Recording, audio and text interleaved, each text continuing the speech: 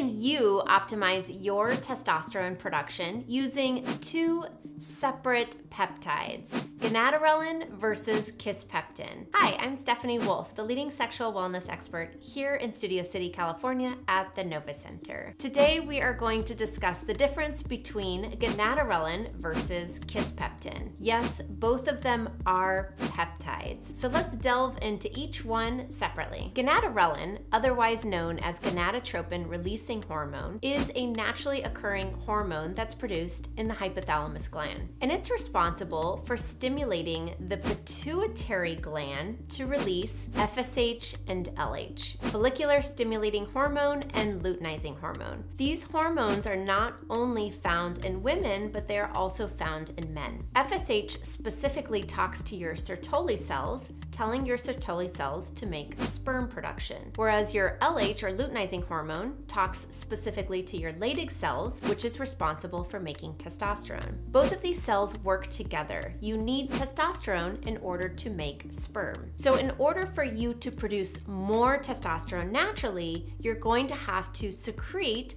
a little bit more of this FSH and LH. One of the questions I always get is, if I am going to start testosterone injections, will that naturally inhibit my own testosterone production? And the answer is yes, it will. When you give exogenous testosterone, you are then telling your hypothalamus and pituitary that you don't need them to stimulate your FSH and LH, thereby no longer stimulating your testicles to make testosterone because you're getting enough through exogenous injections. So for those of you who come to the Novus Center, if we are placing you on testosterone injections, I will always start you on either gonadorelin or Kisspeptin. So now let's go into Kisspeptin. The Kisspeptin peptide will automatically bypass the pituitary gland in the fact that it's going to stimulate gonadotropin releasing hormone to make FSH and LH. And just like we talked about with gonadorelin,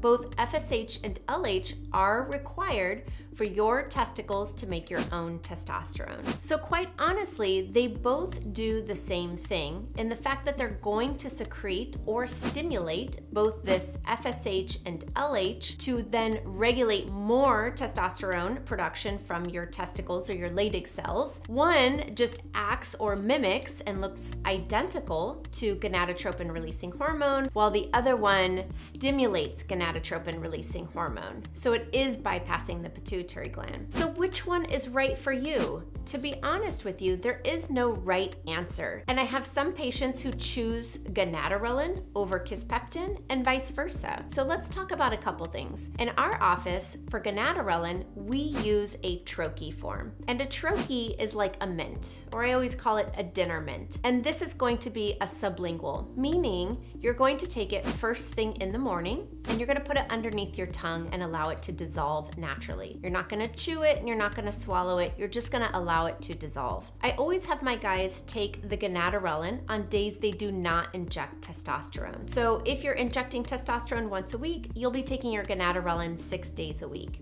If you inject testosterone 2 or 3 times a week, you'll then skip those days with your gonadorelin. Whereas Kisspeptin is an injectable in my office. And when you are taking Kisspeptin, I always have you take it 5 days on and 2 days off. Now you can separate those 2 days, or you could just choose to do Monday through Friday. This one is also, like I said, an injection, but it is a subcutaneous injection. And that just means that you're using an insulin syringe, or I like to think of it as a Botox needle. You're just putting the fluid directly underneath the skin, so you can put it in your love handles. Some patients put it in their butt, some do their thighs, some do their shoulders. It's whatever is comfortable for you. But again, both the gonadorelin and the Kisspeptin will be taken in the morning because the morning time is when you're releasing the most testosterone. So then you're asking your testicles to release the most testosterone. As far as side effects go, what I've noticed with the gonadorelin is it can disrupt not only your libido, but also your orgasms or your ejaculate. So sometimes I'll have guys come in and they'll say, hey, I've noticed that it takes me a little bit longer to ejaculate or a little bit longer to reach orgasm. And if they are on the gonadorelin, then I know that I have to cut back just a little bit, and that will solve that problem. With the Kisspeptin, not so much. What I notice is because it is an injection, you could have a site reaction from the actual injection. Bruising, itching, swelling, or redness. But again, always use an alcohol pad on the skin before you inject so that you minimize those side effects. If you want to learn more, give us a call here at the Novus Center.